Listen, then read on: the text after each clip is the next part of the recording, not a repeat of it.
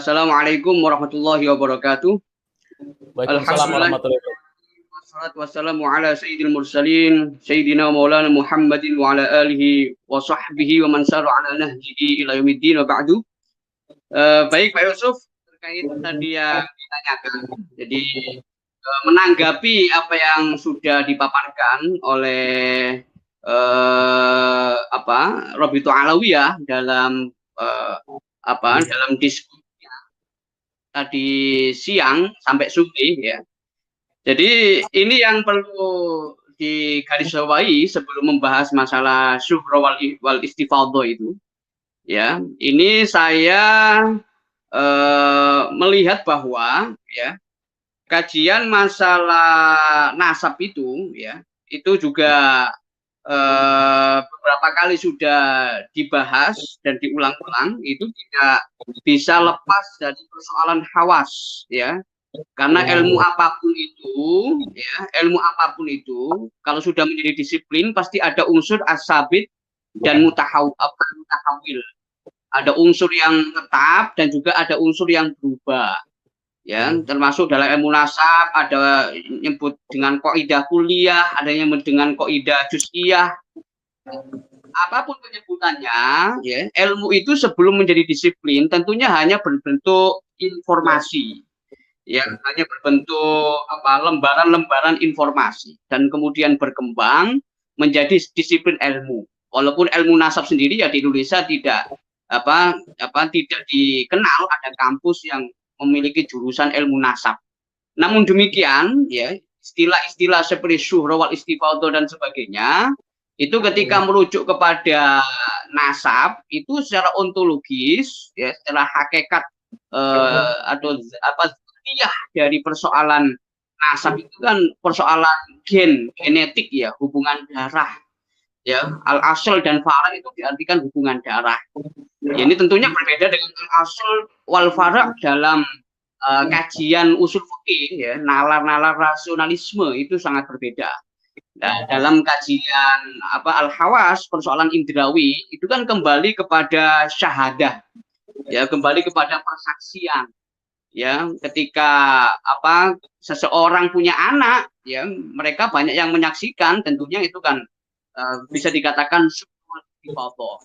Namun demikian yang jadi pertanyaan tadi disampaikan panjang lebar, tapi bagi saya belum sampai fokus ya, karena saya tadi mempelajari, saya pikir pertama-tama itu menjawab 12 pertanyaan Kiai itu yang dulu pernah disampaikan ke Robitul Alawiyah, tapi juga tidak menjawab pertanyaan-pertanyaan itu, tapi memberikan paparan yang lain yang menurut saya itu tidak fokus pada persoalan. Jadi nampaknya interupsi Dr. Ribut, interupsi. Ya. Suaranya mungkin agak sedikit ini biar lebih konstan ya, agak hilang. Tuh, ya, silakan. Ya, baik. Tadi ya ini udah jelas ya? Sudah. Ya, okay. Sudah jelas. Ya, baik. Tadi nampaknya itu berusaha untuk menunjukkan adanya konsistensi dalam argumentasi Robitul Alawiyah yang dianggap sebagai antitesis ya, karena tesis Kiai Imad secara substantif sudah tesis, bukan lagi hipotesa, karena sudah diuji oleh waktu, sudah diperdebatkan oleh profesor, oleh doktor, dan berjalan sampai ya 2 tahun ini itu melebihi tesis-tesis secara formal, secara akademik, itu yang pertama. Yang kedua ya persoalan masalah prinsip dalam ilmu nasab itu yang disebutkan syuhra wal istifadhah, kemudian diperkuat adanya catatan ya, dan kemudian catatan itu versi Kiai harus ada data yang sezaman. Ini yang jadi masalah adalah anomali di dalam nasab dalam nasab yang dalam tanda kutip itu menurut Kiai Imad terputus dalam sekian abad. Anomali itu tidak terjawab ya, yaitu kejanggalan itu tidak terjawab. Yang dimaksud syuhra wal istifadhah itu sebagai arti popularitas, viral kalau bahasa sekarang, itu kan perlu ada bukti. Ya, kecuali kalau tidak ada bukti sebelumnya, kecuali sudah ada bukti catatan, nggak ada masalah bila ada catatan di awal itu konsisten dengan catatan-catatan berikutnya. Namun ternyata tidak. Ya, catatan yang ada dalam kitab Asy-Syajarah Al-Mubarakah itu kemudian tidak konsisten dengan catatan-catatan di era-era terakhir. Nah, ini yang jadi persoalan. Makanya kalau saya melihat dari sudut pandang kajian riwayat ya, kajian hadis itu tentunya ini memperkuat pendekatan sudut pandang sejarah dalam membahas masalah nasab, terutama dalam masalah faktor syuhra wal istifadhah itu. Ya, kalau ada orang bilang nggak ada hubungannya, ya mungkin ya itu sebenarnya ya kurang jauh saja jalan-jalannya itu. Ya Mesir aja udah mengintegrasikan antara sunnah dan tarikh, antara sunnah dan sirah. Ya, kemudian di Indonesia ya mencoba mengarah ke sana dimasukkan dengan kajian living sunnah ya. Itu Pak Yusuf.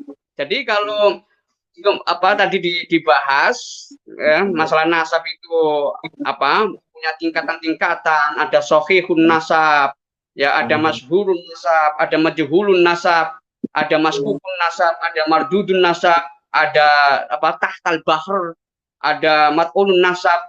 Itu klasifikasi itu menunjukkan bahwa dalam persoalan nasab itu ya dalam konteks ini adalah dalam tradisi catatan di Arab itu ya sesuatu yang problematis ya, sesuatu yang problematis. Walaupun tidak dibahas dalam tradisi hadis itu kan hanya ada dua, antara riwayat itu makbul diterima ataukah ditolak. Itu tujuan dalam penelitian hadis.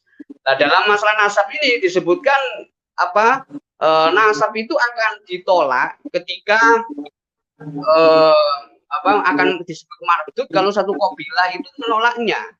Nah, ini yang jadi persoalan yang disebut dengan kabilah itu adalah didasarkan pada catatan yang munculnya itu jauh dari catatan yang ada sebelumnya. Ya, dan itu pun catatannya berbeda. Nah, perbedaan ini yang disebut anomali. Ya, jadi tidak heran jika penelitian yang dipakai oleh Kiai Imad itu ya penelitian yang menggabungkan jami'ur riwayah wa diroyah, menggabungkan antara jami'un naql wal aql, menggabungkan teks dan juga nalar. Kalau dalam bahasa Ibnu Khaldun, ini saya meminjam aja ya, metodologi Kiai Imad itu bukan metodologi Albani sebenarnya itu, tapi metodologi yang familiar di kalangan Ahlussunnah wal Jamaah, terutama dalam kajian riwayat itu yang diwariskan oleh Sada Al-Humariyin yang memberikan pengaruh dalam kajian riwayat di Mesir, Maroko, ya termasuk Hijaz, ada Said Maliki itu. Ini saya singkat aja Pak Yusuf. Seperti ini metodologi yang menurut saya Kiai Imad itu menyampaikan. Jadi Ibnu Khaldun itu kan risetnya sejarah kan juga pendekatan kabilah. Dalam melakukan riset, Ibnu Khaldun itu mengajak untuk objektif dengan mengatakan begini, metodologi yang benar dalam meneliti itu tidak dilandaskan pada kemauan atau nafsu peneliti. Jadi menghilangkan unsur ego, ya bahasanya insaf lah itu. Kemudian pengamatan menggunakan sudut pandang yang utuh terhadap teks. Nah, Kiai Imad kan penelitinya kan lama itu. Dari yang pertama mendiskusikan ketersambungan nasab Ba'alawi hingga dilanjutkan riset itu sampai pada kesimpulan keterputusan nasab Ba'alawi. Tentunya tidak semerta-merta. Ya, itu kemudian dibantah dengan analogi-analogi yang disampaikan oleh Ustadz Hanif Alatos itu. Banyak analogi-analogi yang diteliti ya yang menyebutkan 5 hari 5 malam. Jadi membuat makalah itu, presentasi itu katanya 5 hari 5 malam. Lah ya Imad berapa tahun melakukan riset itu? Ya, sedangkan ya Imad hanya satu kasus, yaitu nasabnya Ba'alawi. Ustadz Hanif menyampaikan analogi keterputusan nasab. Kalau pakai metode Yai Imad ya akan mengungkap semua itu nasab-nasab yang disebutkan itu, banyak sekali yang jadikan analogi. bagi saya ini masih pada level alibi ya. Ya, jadi bagi saya, hemat saya, Kiai Imad itu telah melakukan pengamatan menggunakan sudut pandang yang utuh terhadap teks. Kemudian melakukan perbandingan. Ya wajar karena melalui proses yang tidak cepat, tapi proses yang cukup lama. Kemudian membuat kesimpulan setelah perenungan mendalam tentang apa yang perlu dibuat pernyataan. Jadi walaupun dengan bahasa tesis secara substantif ya, bukan secara formalistik, artinya di sidang di kampus tidak, tapi secara substantif ya Imad sudah melakukan proses dan alur logika ilmiah yang kemudian menghasilkan sebuah kesimpulan atau tesis.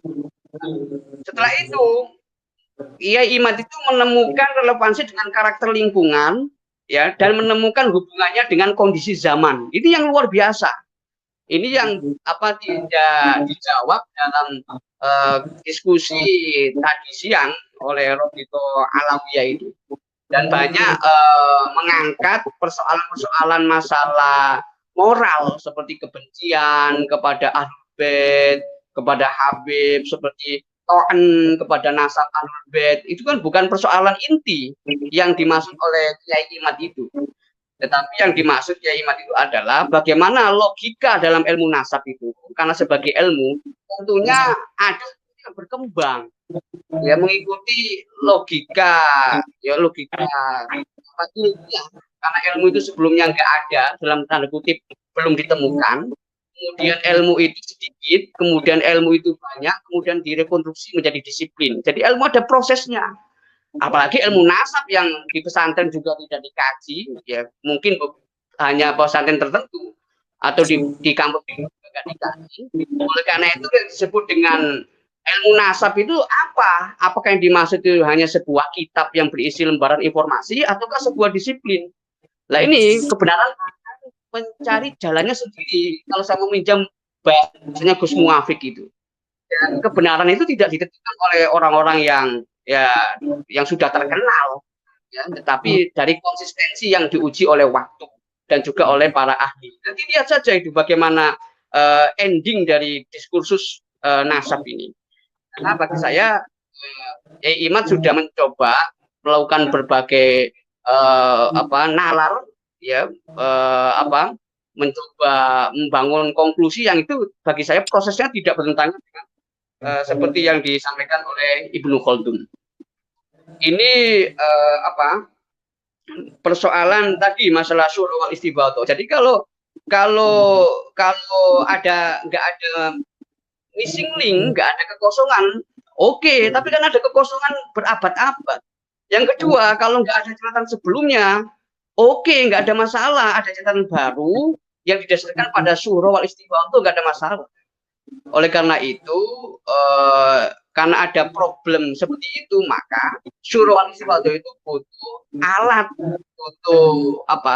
butuh bukti. Buktinya apa? Ya buktinya catatan sezaman atau yang mendekati dengan zaman itu. Ya, ini yang perlu diperhatikan. Dan terakhir, misalnya kalau dihubung-hubungkan dengan tadi juga bahas masalah LBM, tentu ya itu tidak nyambung karena fikih itu beda dengan nalar masalah nasab ini yang hawas, ya yang empiris, ya. Karena diinspirasi oleh kajian mustalahul hadis, beda dengan nalar usul fikih yang berbasis pada rasionalisme. Ya maka nggak bisa misalnya dipakai nalar qauli, kemudian ilhaqi, kemudian manhaji, itu tidak relevan, tidak relevan. Ini tak kasih analogi saja, ya misalnya begini. Imam As-Sakhawi dalam kitabnya Al-Ghayah fi Syarhil Hidayah itu menyebutkan ya bahwa senyatanya Imam Bukhari dan imam-imam lain juga tidak lepas dari perilaku tadlis atau menutupi guru-guru mereka. Namun tidak bermaksud mengabaikan prinsip memperbanyak guru, melainkan mendorong periwayat atau peneliti hadis agar berusaha maksimal dalam mengenali perilaku periwayat dan tidak sampai terprosok tadlis dalam bentuk apapun. Pertanyaannya, apakah Imam Ar-Razi dalam Sajarah Mubarakah itu niat ngetes? Ya nggak mungkin. Ini beda kasus.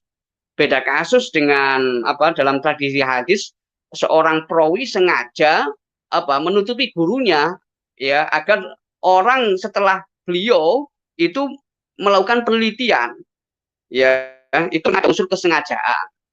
Ya, jadi itu yang dalam tradisi hadis itu disebutkan oleh Imam Sakhawi dalam kitabnya Al-Ghayah fi Syarh Hidayah.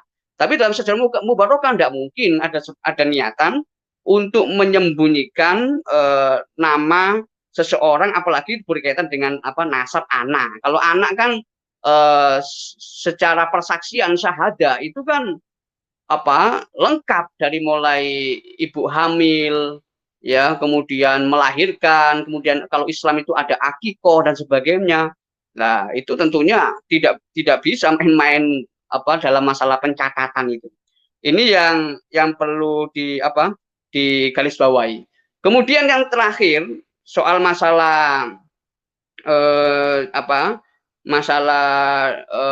data yang diangkat oleh Kiai Imad yang tidak dijawab secara fokus oleh Ustadz Hanif itu ya Imad juga melakukan pendekatan historis yang luar biasa seperti bukti-bukti hijrahnya Imam Ahmad Al-Muhajir itu. Ini kalau dalam tradisi riwayat ya, misalnya Syekh Mahmud Said Mamduh itu, muridnya Syekh Yasin Al-Fadani. Ya, beliau juga dari Maroko, dari Saudi, dari Mesir, ya, mazhabnya dalam hadis itu mazhab Al-Humariyin, Sada Al-Humariyin. Ya, beliau itu misalnya dalam mentahqiq kitab Nakat Sohe karya Salahuddin Al-Alai. Itu menilai hadis tentang masalah doa itu, ya, Allahumma ahyini miskinan wa amiti miskinan wa sunni fi zumratil masakin. Hadis tentang bahwa Nabi itu berdoa minta miskin. Itu beliau melakukan analisis terhadap teks itu dengan melakukan muqaranah, perbandingan. Jadi sampai menyimpulkan hadis itu sebagai hadis hasan, hadis yang cukup kuat dan memiliki jalur lain, yaitu sahabat Anas, Ibnu Abbas, Ubadah bin Somit, ya. Jadi tidak hanya Ibnu Majah yang meriwayatkannya, ada juga Imam Tirmizi, Imam Asy-Syirazi, At-Tabrani, Al-Baihaqi juga mencatat hadis tersebut. Lah, dalam segi riwayat data ini hadis yang cukup terkenal. Di samping itu ditambah lagi, ini pendekatan sirah dalam sejarah itu, ya, di samping itu tidak bertentangan dengan kehidupan Nabi Muhammad SAW yang sudah termaktub dalam kitab-kitab sejarah. Jadi harus memadukan antara riwayah dan diroyah. Lebih penting mana? Ad-diroyah itu aula minal riwayah. Ini jangan diabaikan. Kalau nanti hanya merujuk kepada kitab-kitabnya, mohon maaf dalam tanda kutip ini yang ditulis oleh Ba'alawi, ya, atau selain Ba'alawi tapi minal mutaakhirin, ini jadi persoalan. Jadi ijma'nya itu bukan ijma' generasi awal, generasi kedua, ketiga, keempat, kelima, tapi generasi ke-8, ke-9, ke-10 ini jadi persoalan. Ya, kalau dalam hadis kan ijma' yang ijma' sahabat. Ya, dalam masalah riwayat ini juga penting masa ijma' di era akhir. Seperti gini analoginya. Kalau di antara orang Islam zaman sekarang itu nggak tahu siapa leluhurnya, dia mencari, otomatis dia melakukan ijtihad, melakukan upaya dengan berbagai cara supaya tersambung dengan atasnya. Ini kemudian kalau dipaksakan akan jadi persoalan. Jadi bukan berarti kesalahan dalam menyambungkan nasab itu faktor kesengajaan. Mungkin dalam ikhtiar itu memang berusaha untuk menelusuri sesuai dengan kemampuannya, yang kemudian di era-era berikutnya dibuktikan oleh peneliti sebagai bentuk inkonsistensi dalam ketersambungan nasab, dan mungkin disimpulkan oleh beberapa orang termasuk Kiai Imad sebagai nasab yang terputus. Nah, ini sementara Pak Yusuf akan kita dalami melalui diskusi. Jadi jangan sampai terkesima oleh kebenaran hanya dari orang yang sudah terkenal. Barangkali Kiai Imad belum terkenal secara internasional, tapi nanti akan ada waktunya itu. Ya, terima kasih.